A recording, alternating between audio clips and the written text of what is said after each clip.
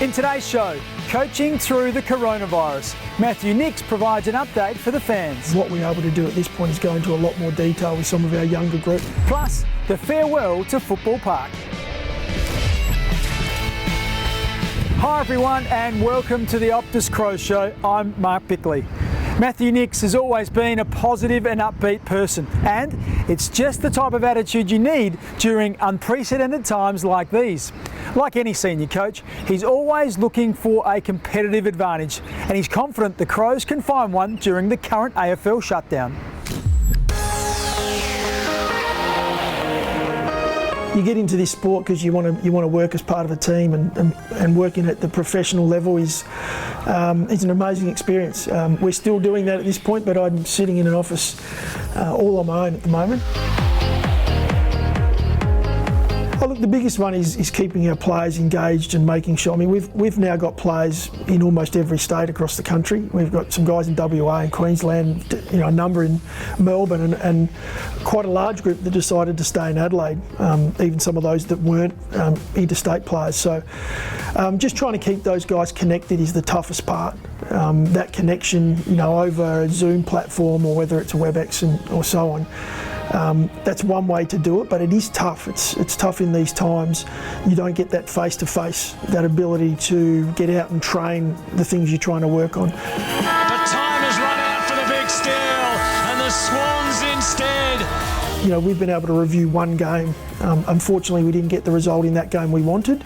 But what you do find out of games where you don't get the result, you often have a lot better learnings. So we've had a good opportunity to go through that fine-tooth comb without overdoing it, and have a look at some of the areas that we want to improve on coming into round 2, which who knows when that'll be. The edge comes from the detail, the ability to spend more time with your entire playing group. We've got 44 on our list. We now get to spend a lot more time with smaller groups, break it right down, rather than analysing a game and then backing up in 7 days' time and being pushed into another game. What we're able to do at this point is go into a lot more detail with some of our younger group. Now, when I say younger group, sometimes even some of our older players, sometimes it's hard to change habits, and we're doing a lot of work on slightly tweaking our game plan. So, being able to spend time with some of our leaders like Sloan and Tom Lynch, Tex Walker, Brad Crouch, these older players, has been beneficial for us as well. We'll hear from Nixie again a little later in the show when he answers questions from the fans. Now, he's yet to lead Adelaide into a showdown, and as we know, these highly anticipated games are highlights on the South Australian sporting calendar. The rivalry has always been fierce between the Crows and Power, but went up another level when the teams clashed in a semi-final in 2005. Thanks to the club's major sponsor Toyota, which has been at the Crows since the very beginning, we look back on the only time the state's two AFL clubs met in a final. Neil Craig's night, Adelaide's night.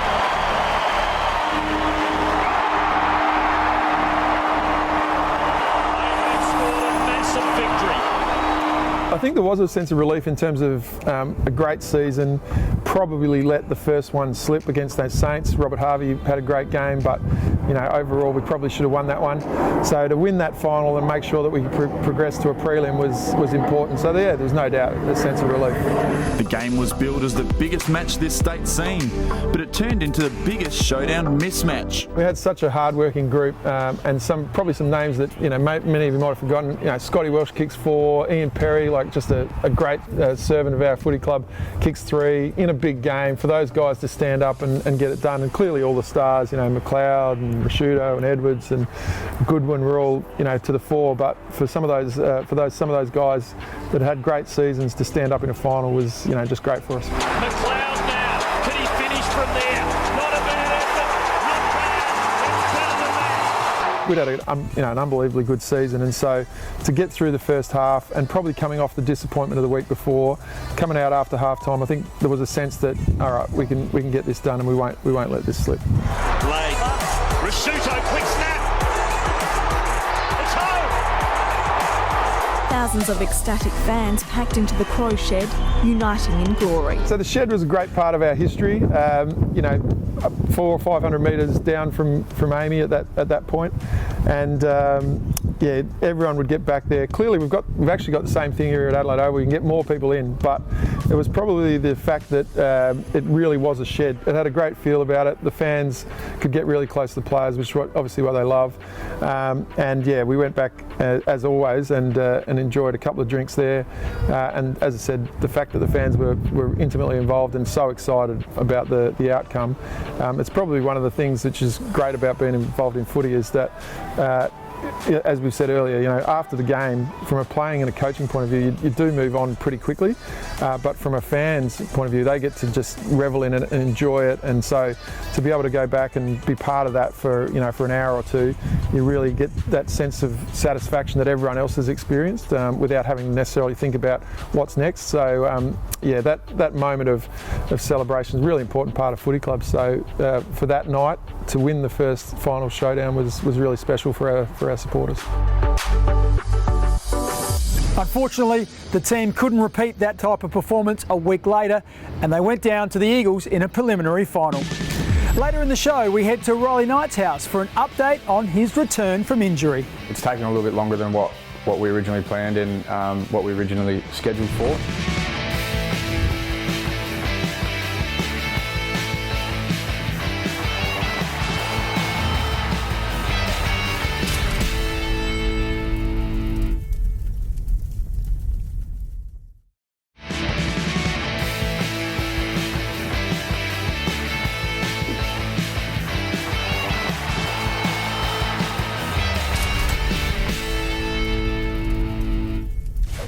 Welcome back. I'm ALANA Smith. Well, each year the Crows draft young athletes from all parts of Australia, and these teenagers have to pack up their lives and move to Adelaide in a hurry. It's crucial they have the right support, and that's where host families have had an important role to play in the transition to a new city. Thanks to Bendigo Bank, we have pulled a story out of the Crows Show vault highlighting a couple who have been surrogate parents to many young Crows.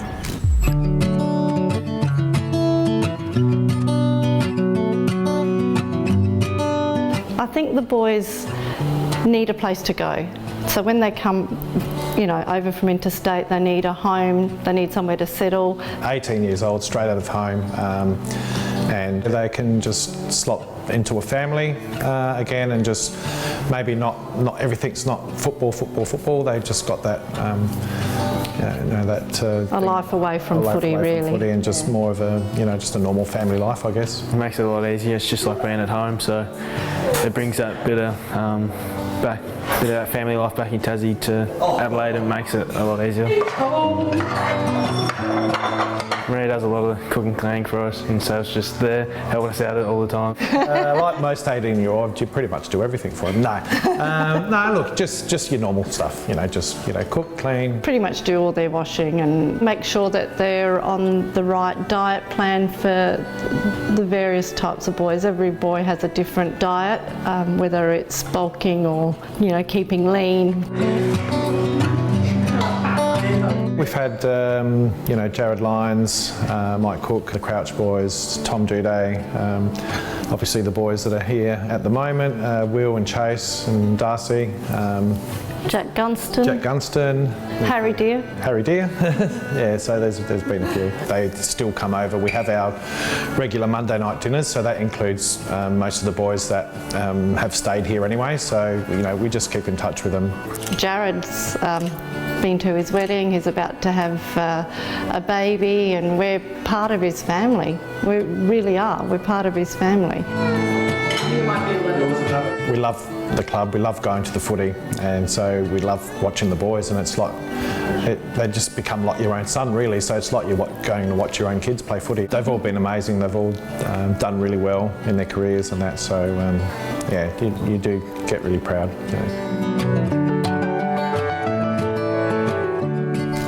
If you want your Crows news straight from the source, then make sure you visit the website afc.com.au. It's the only place you will find exclusive behind-the-scenes video and stories from all areas of the club, as well as key announcements. Jump on social media and you can get a feel for what's going on as well by checking out Adelaide's Facebook, Twitter and Instagram accounts. It's also worth keeping an eye on at The Crows Show on Twitter.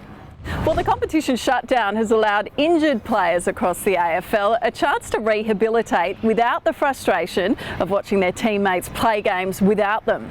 Crows forward Riley Knight is one of those players who, after Achilles surgery nearly 2 months ago, is now well and truly on the mend thanks to an improvised training program. Tracking really well. With no games being on, it's given me a time to really get my ankle right, and obviously surgery was the last option that we wanted to have leading into the season, but unfortunately it had come to that, and yeah, the rehab side of it's going really well at the moment, just ticking off the boxes at the moment. Started running a couple of weeks ago, which is good, so building back up to peak fitness again, and should be right to go when training resumes with the main squad. I'd probably still be 3 or 4 weeks away at the moment, I reckon, from playing, so yeah, it's taken a little bit longer than what we originally planned and what we originally scheduled for, but yeah, like I said, no games on at the moment has been a blessing in disguise, and there's no pressure to return or rush things. It has made it a lot more challenging. Obviously not being able to use the facilities at the club as well has been really challenging, and haven't been able to use certain equipment to help assist me in my rehab period. So it's been a bit of a challenge, but yeah, there's worse things in life than being locked out of a footy club. But we've just had to work around new ways. So you know, instead of using running machines and stuff, I've had to go out and do water running in the ocean and that kind of stuff to take body weight. Been riding a lot more, so I've been riding down to my sessions and then obviously completing them and riding home just to get extra fitness in and changing up my program a little bit, and just little things like that have really helped in keeping me occupied and keeping me interested in rehab.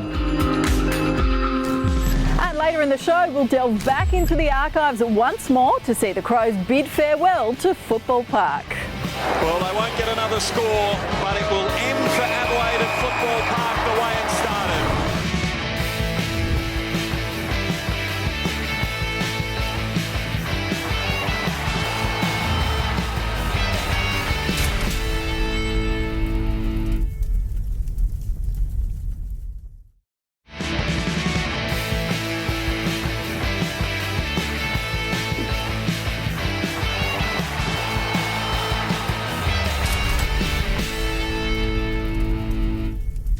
The Crows should have been up on the Gold Coast this weekend, taking on the Suns in round 7 of the home and away season. Instead, players are scattered across 5 states. So let's take a trip around Australia and check in with a few of them, thanks to our good friends at Flight Centre. I think the biggest adjustment is just leaving friends and family. Obviously my dad's sick, so probably leaving my dad and my family was probably the hardest thing, but yeah. It hasn't been too hard, to be honest. Oh, look, I love Shane McAdam. He's my favourite. If I could go away with anyone at the team, it would definitely be him. And I don't have a worse. I think they're all very good guys, so no worse teammate. Yeah, it was nasty. I want him to get it back. So I think the old Texan's balding a bit of greys and a bit less hair, so I don't know if it's possible he could get it back. My first ever tattoo was a picture of a girl on my calf. And funnily enough, I kind of wish that I could redo it and get something else. So there's a lesson to people. During these challenging times, it's really important to show kindness and care towards each other. Thanks to RAA's campaign, Keep Kindness Moving, we're going to pop round to some special people's houses today, check in, just make sure everything's okay. We've got a signed Crows jersey here for you and a bottle of wine as well. Just pop in to make sure everything's going okay in isolation for you guys. And you're joking! Yeah, just popping in to say hello. And playing AFL games at Adelaide Oval has been an overwhelming success, and it's helped bring the city to life, not to mention creating benefits for members and supporters, as well as financial gains for the clubs. It's actually hard to imagine the Crows playing their games anywhere else, although of course they did. Football Park was their long-time home and a venue feared by opposition teams. Let's refresh our memories with a look back at Adelaide's last ever game at the West Lakes venue in 2013. Good afternoon, everybody, and welcome to AAMI Stadium. Saturday afternoon football. It is Adelaide and Melbourne. For the Crows, it's the final game for premiership points at AAMI Stadium. And for the 280th time, one of the Crows sides will walk down this race and onto this famous football field.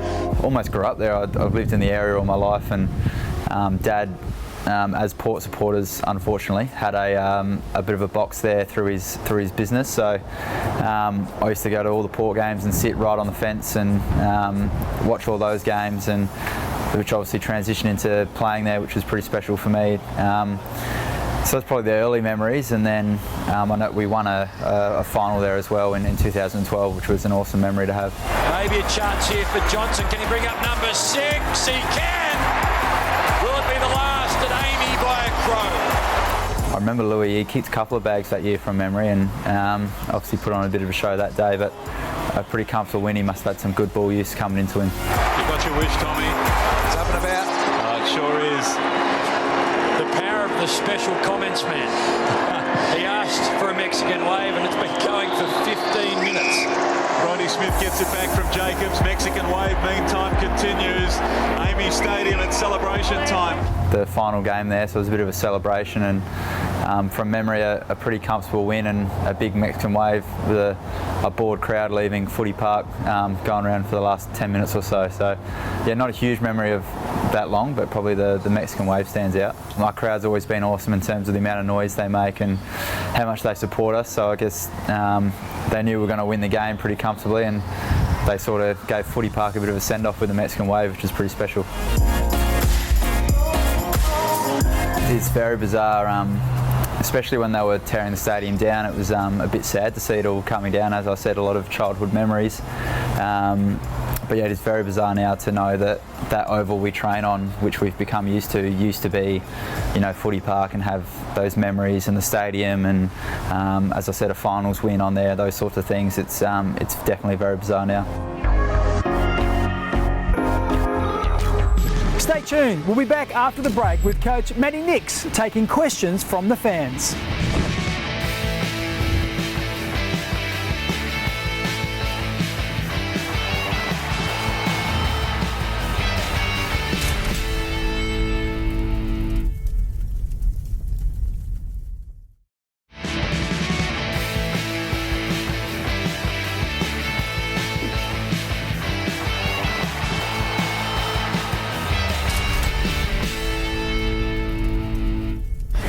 Exactly when footy returns is still up in the air, but that doesn't mean people can't throw their support behind the Crows.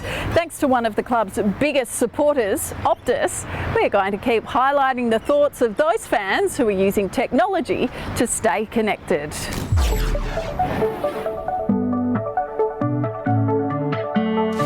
There's been no footy for 6 weeks, and it seems some fans are going stir crazy. Paul is brushing up on his skills in the backyard. Megan is reflecting on the night she stopped barracking for the Swans and joined the Crows family. She claims it's the best decision she has ever made. While Sam is still excited at meeting Premiership hero Darren Jarman at Adelaide Oval a couple of years ago. Heard what the fans are thinking and how they're feeling, so it makes sense they now have their questions answered by the senior coach.